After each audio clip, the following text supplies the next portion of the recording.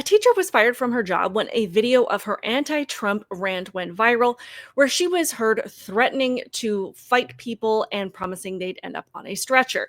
This is just one of the many unhinged rants that have come from teachers across the country since Trump won on November 5th, causing even more worry for parents as we're constantly having to wonder if the people that we're leaving our kids with are even stable. Let's get into it.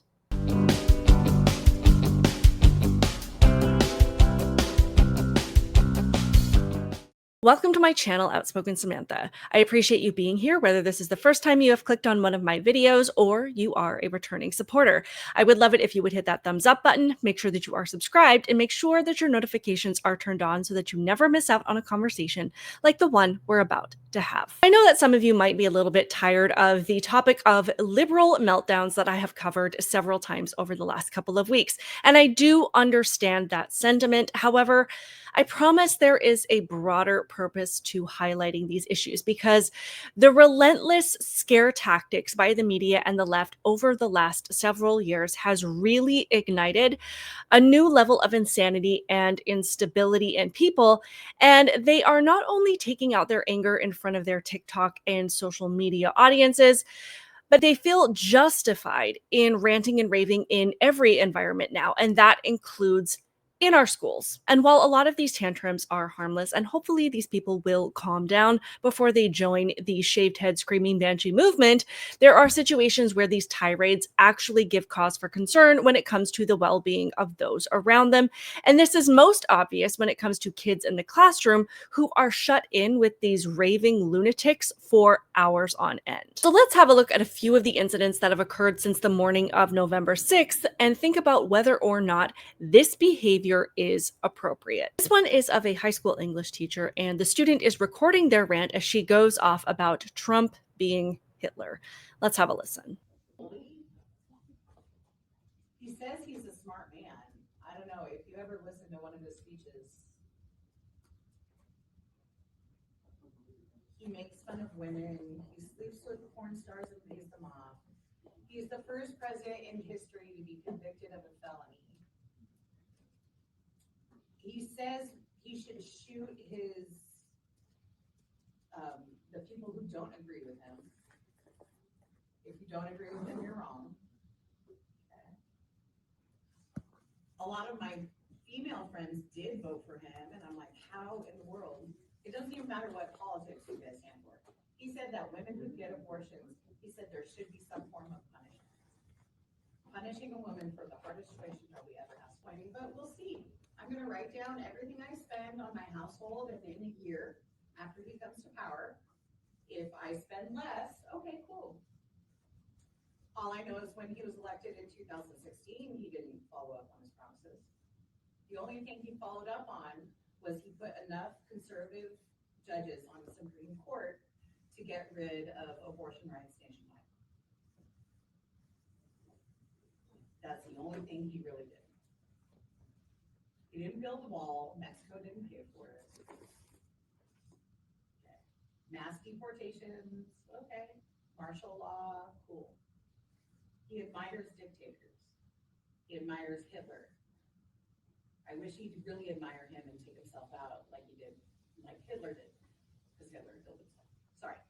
I wasn't going to get this political. We'll see what happens. We'll see if your life is better in a year after he takes power. Okay. Obviously, this is absolutely unbelievable. There are so many things that are just so disgusting about the rant that she just went on.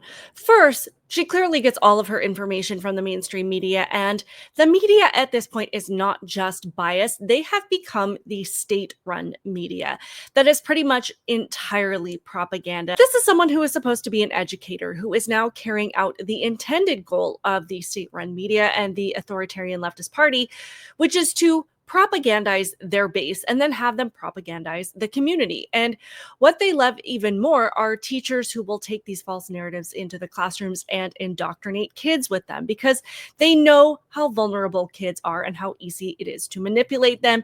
And they are the prime targets for reshaping our entire culture, our value system, and our core principles as a nation. Secondly, this is a despicable abuse of power.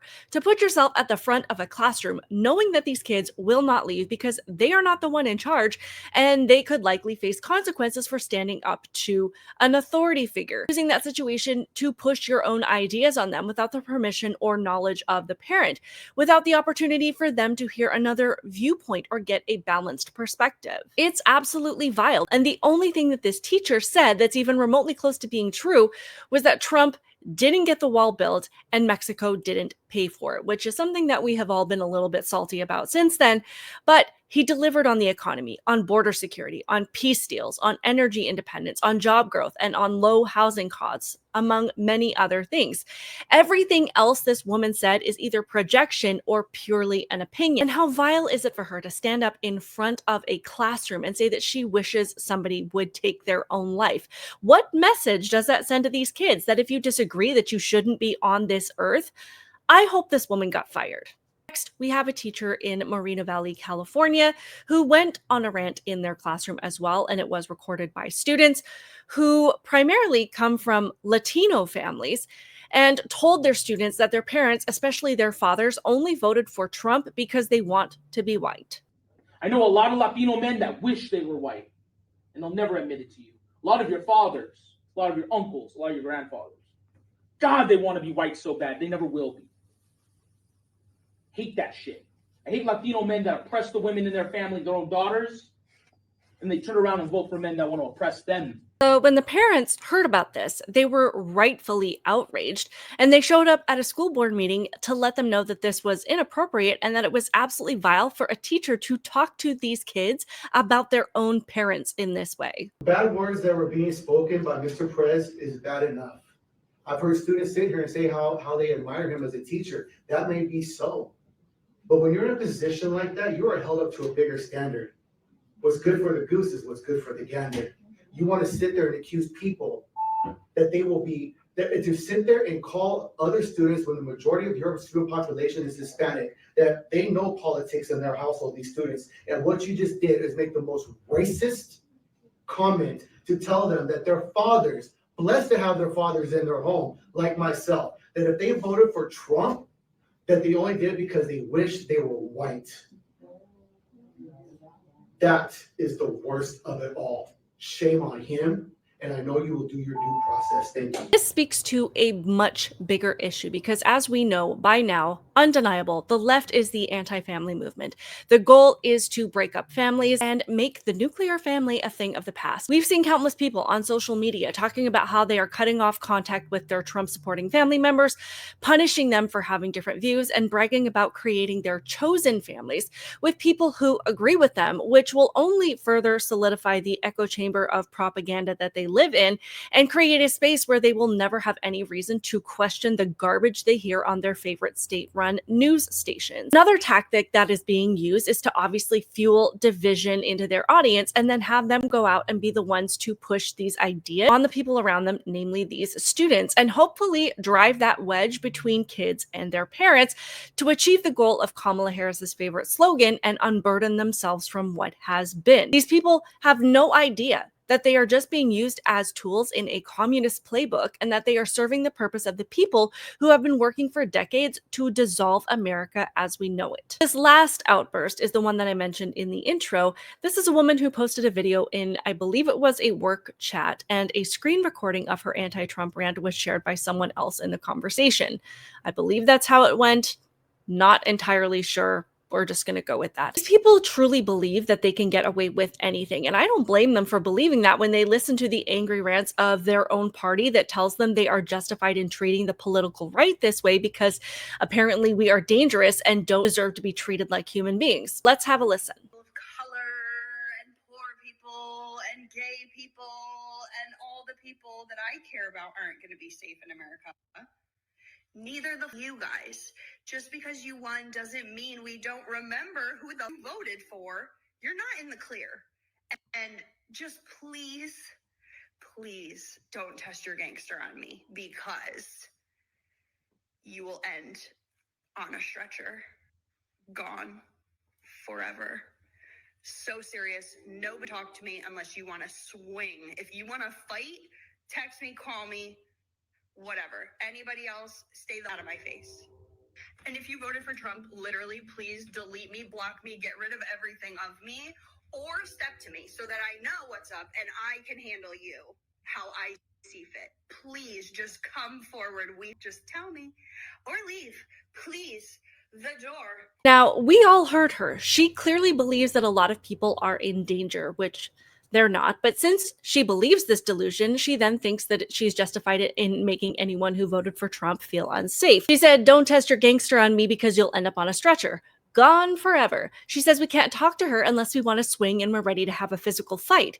At the end, she is telling anybody who voted for Trump to delete her and block her, which only further confirms the overinflated sense of importance that these people truly have about themselves, because they legitimately believe that they are causing maximum damage by removing their presence from our lives, that this is really going to hurt, that there are people who will beg for forgiveness just to have them back in their lives. I mean, I'm sure there might be one or two people who might be hurt by the fact that someone they love that probably used to be sane has been turned into a venomous, hostile demon by listening to people who spew nonstop anger and fear. But overall, most of us feel a sense of relief when we know that you won't be showing up to a family gathering to spew your MSNBC or ABC talking points as if they're fact and ruining friendly events with your shrieking and your spitting. Well, this rant in particular did come with actual consequences, and she was actually fired from her job. Following this shocking move, only shocking to her, of course, she went on to do a public TV interview where she shed tears and promised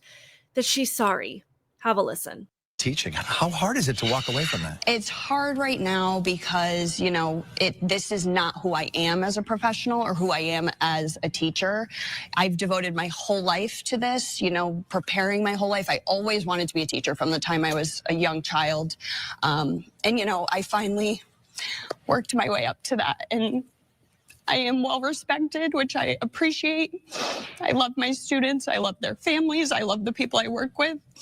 I'm just trying to do what's right now to get my life back on track and get back to what I love. And it's my biggest passion in the world. What's your message to those parents? Those parents, I am so sorry that you had to see that side of me, because the only side of me I ever wanted you to see was what you saw and what I did for your kids and what I did for you. And I hope that I was always a support and always did everything that I possibly could for you. And I promise you that I intended to, and I did everything I could to be there for the families and the parents, and just how sorry I am that now this is out there and they have to see this side of me. She said, "This is not who I am as a professional or as a teacher." Notice how she didn't say, "It's not who I am as a person." Interesting. The only side she wanted parents to see was the one she showed the kids and them, which I can appreciate to an extent. However, if you are willing to be this unstable online and you don't have a grasp on the fact that actions have consequences, how on earth are you qualified to guide kids in any way? She clearly said this isn't who she is as a teacher and that she was trying to hide this part of her from parents. And that's concerning. Our kids deserve better than Dr. Jekyll and Mr. Hyde. She said if anybody talked to her that supported Trump, they'd better be prepared to fight. So what does that mean for a student's parent who comes to you for a parent-teacher interview and there's someone who did vote for Trump? And in my opinion, she does seem like someone who is unstable enough to treat kids differently based on their parents' beliefs. And we've seen examples of that happening in classrooms across the country as this hostility has had more fuel thrown on it by these news outlets. Not only that, she was very clear on that she was sorry that they saw this side of her, but not sorry at all about what she said, and that she very clearly made threats to people who supported Donald Trump. This woman does not belong in a classroom ever. These tears aren't coming from sincere remorse because she doesn't believe she did anything wrong. She's just sorry she got caught. It has become far too normalized for teachers to use their students to vent their personal frustrations and to impose their emotions on others, to use students to validate their feelings, which is a false sense of validation because a lot of kids don't feel like they have any choice but to sit there and nod. This is not what the classroom is for, and I hope every single teacher who does this is kicked out of their position. They are obviously allowed to have their opinions and to be upset when an election doesn't go their way. We have all been there. But a mature, stable adult understands that there is a time and a place for everything, and they also understand that the world does not revolve around them. And clearly, based on just those two standards, these adults don't qualify. But I would love to hear all of your thoughts on this in the comments below. Please hit that thumbs up button. Make sure that you are subscribed. Keep it real, guys, and I will see you in the next one.